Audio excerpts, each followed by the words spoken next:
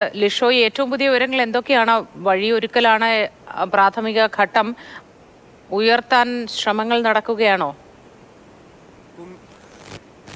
തീർച്ചയായും കുങ്കിയാനകളെ ഉപയോഗിച്ച് ഈ പടം കെട്ടി ആനയെ ഈ എലിഫന്റ് ആംബുലൻസിലേക്ക് കയറ്റാൻ, ആനിമൽ ആംബുലൻസിലേക്ക് കയറ്റാനുള്ള ശ്രമങ്ങളാണ് അവിടെ നടക്കുന്നത്. 3 കുങ്കിയാനകളെയും ഈ ആനയുടെ അടുത്തേക്ക് കൊണ്ടുവന്ന് വടം കെട്ടി ഉയർത്താനുള്ള ശ്രമം നടക്കുന്നുണ്ട്. അതിനുശേഷമായിരിക്കും പിന്നീട് ഈ കോടനാടേക്ക് കൊണ്ടുപോവുക. അതിന്റെ കാര്യങ്ങളാണ് ഇപ്പോൾ ഇവിടെ പുരോഗമിക്കുന്നത്. സാഹചര്യം ഇല്ലേ? അതുകൊണ്ടാണോ കുങ്കിയാനകൾ ഉപയോഗിക്കുന്നത്? അത് വലിയ ഉയർത്തി വാഹനത്തിലേക്ക് കയറ്റണ്ടേ? അത് കുങ്കിയാനകൾ കൊണ്ട് സാധ്യമാകുന്ന ഒരു കാര്യമാണോ? അതായത് ആന ഇപ്പോൾ കിടക്കുന്ന സ്ഥലം എന്ന് പറയുന്നത് റോഡിൽ നിന്ന് ഏകദേശം ഒരു 20 മീറ്റർ 30 മീറ്ററോളം മാറി ഒരു ചെരിഞ്ഞ പ്രദേശത്താണ്. അപ്പോൾ ക്രെയിൻ അവിടെ കൊണ്ടുവന്നാൽ ഒരുപക്ഷെ അവിടെ നിർത്താൻ അല്പം ബുദ്ധിമുട്ടുണ്ടാകുമോ എന്നൊരു സംശയമുണ്ട്. പക്ഷേ എന്താണെന്നുള്ള കാര്യത്തിൽ ഒരു വ്യക്തതയില്ല. കാരണം നമുക്കിപ്പോൾ വനംവകുപ്പ് ഉദ്യോഗസ്ഥരുമായി ആശയവിനിമയം നടത്താൻ കഴിയുന്നില്ല. ദൃശ്യങ്ങളിൽ കാണുന്നത് മാത്രമാണ് നമുക്കിപ്പോൾ കഴിയുന്നുള്ളൂ. അതായത് അവിടെ നടക്കുന്ന സംഭവങ്ങൾ ദൃശ്യങ്ങളിലൂടെ മനസ്സിലാക്കാൻ മാത്രമേ നമുക്കിപ്പോൾ കഴിയുന്നുള്ളൂ. ഞാൻ മനസ്സിലാക്കുന്നത് ആനയെ കുങ്കിയാനകളെ ഉപയോഗിച്ച് ഉയർത്താനുള്ള ശ്രമം തന്നെയാണ് അവിടെ നടക്കുന്നതെന്നാണ്. ക്രെയിൻ എന്തായാലും നിലവിൽ എന്നതാണ് ഒരു ചോദ്യചിഹ്നം. അങ്ങനെ എഴുന്നേറ്റ് നിർത്താനായാൽ തന്നെ എങ്ങനെ വാഹനത്തിലേക്ക് കൊണ്ടുപോകും? അങ്ങനെ ഒരുപാട് ചോദ്യങ്ങൾ അവശേഷിക്കുന്നുണ്ട്. പക്ഷേ ലിഷോയ് പറഞ്ഞത് ശരിയാണ്. ദൂരെ നിന്ന് നോക്കാൻ മാത്രമേ നമുക്ക് കഴിയൂ. ഒരു പരിധിക്ക് ഇപ്പുറത്തേക്ക്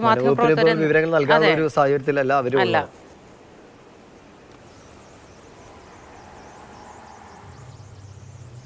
നമുക്ക് ആ ദൃശ്യങ്ങളിൽ നിന്ന് വ്യക്തമാണ് കുങ്കിയാനകൾ ആനയെ ഉയർത്താനുള്ള ശ്രമങ്ങൾ നടത്തുന്നുണ്ട്.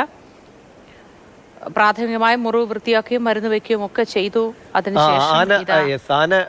ആനയുടെ മേത്ത് വെള്ളം ഒഴിക്കുന്നുണ്ട്. ആന കാലുകളൊന്ന് അനക്കി. ലിഷോയ്, ആന അനങ്ങുന്നുണ്ട്, കാലുകളൊന്ന് അനക്കുന്നതായി കണ്ടു. എനിക്ക് തോന്നുന്നു അങ്ങനെയാണെങ്കിൽ ഒരുപക്ഷെ അതിനെ തണുപ്പിക്കാനുള്ള ശ്രമങ്ങൾ നടത്തിക്കൊണ്ടിരിക്കുന്നു. കൂടുതൽ വെള്ളം ആനയുടെ ദേഹത്തേക്ക് ഒഴിപ്പിക്കുന്നു. എന്തായാലും പ്രതീക്ഷ നൽകുന്ന ഒരു കാഴ്ചയാണ്. ഇത്രയും നേരം ചലനമറ്റെന്ന നിലയിൽ കടന്ന കാട്ടാന ഇപ്പോൾ കാലുകളൊന്ന് അനക്കി.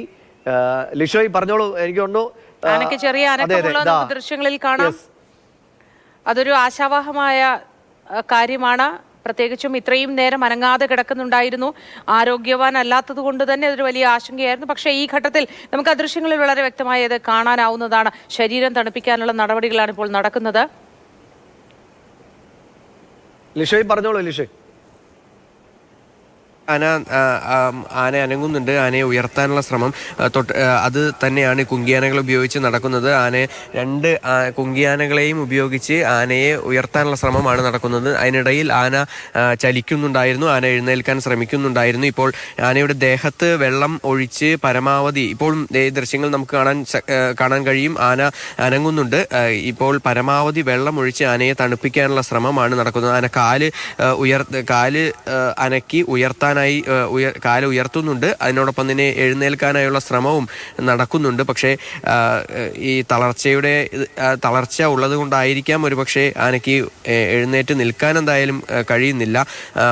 ക്രെയിൻ തൊട്ടടുത്ത് തന്നെയുണ്ട്. ക്രെയിൻ ഉപയോഗിച്ച് ഇനിയിപ്പോൾ തൊട്ടടുത്തേക്ക് കൊണ്ടുപോയി ക്രെയിൻ ഉപയോഗിച്ച് ഉയർത്തേണ്ടി വരുമോ എന്നുള്ള കാര്യത്തിൽ ആശങ്കയുണ്ട് എന്തായാലും. പക്ഷേ നിലവിലത്തെ സാഹചര്യത്തിൽ കുങ്കിയാനകൾ തന്നെയാണ്. 3 കുങ്കിയാനകളും അവിടെ ഈ ആനയുടെ തൊട്ടടുത്ത് തന്നെ എത്തി ആ ആനയെ ഉയർത്താനുള്ള ശ്രമങ്ങളാണ് ഇപ്പോൾ പുരോഗമിക്കുന്നത്. അതിൻ്റെ ഭാഗമായുള്ള നടപടിക്രമങ്ങളാണ് ഇപ്പോൾ പുരോഗമിക്കുന്നത്. അതായത് ഈ ആന മയക്കം വിടാനുള്ള സമയം എത്രത്തോളം ഇനിയുണ്ട് എന്നുള്ള കാര്യത്തിൽ ആ വെച്ച ഡോസേജിൻ്റെ ഉൾപ്പെടെയുള്ള കാര്യങ്ങളുടെ അടിസ്ഥാനത്തിൽ ഡോക്ടർമാർക്ക് മാത്രമേ അക്കാര്യങ്ങൾ വ്യക്തമായി അറിയുകയുള്ളൂ. എന്തായാലും അതിന് മുൻപേ തന്നെ ആനയെ കോടനാട് എത്തിക്കേണ്ടതുണ്ട്. ചികിത്സ നൽകാനായി കൂട്ടിലേക്ക് മാറ്റേണ്ടതുണ്ട്. അങ്ങനെ ഒരുപാട് കാര്യങ്ങൾ ഇനിയും ചെയ്യാനുണ്ട്. പക്ഷേ ആ ഒരു സമയത്തും ആന വളരെ അവശനായതിനാലാണ് ഇത്തരത്തിൽ ഒരു ദൗത്യം ഇത്രയേറെ ദുഷ്കരമാകാനുള്ള ഒരു പ്രധാനപ്പെട്ട കാരണം എന്ന് പറയുന്നത്. എന്തായാലും നിലവിൽ ആനയെ ഉയർത്താനുള്ള ശ്രമങ്ങൾ അത് ഇവിടെ പുരോഗമിക്കുകയാണ്. 3 കുങ്കിയാനകളും ഈ ആനയുടെ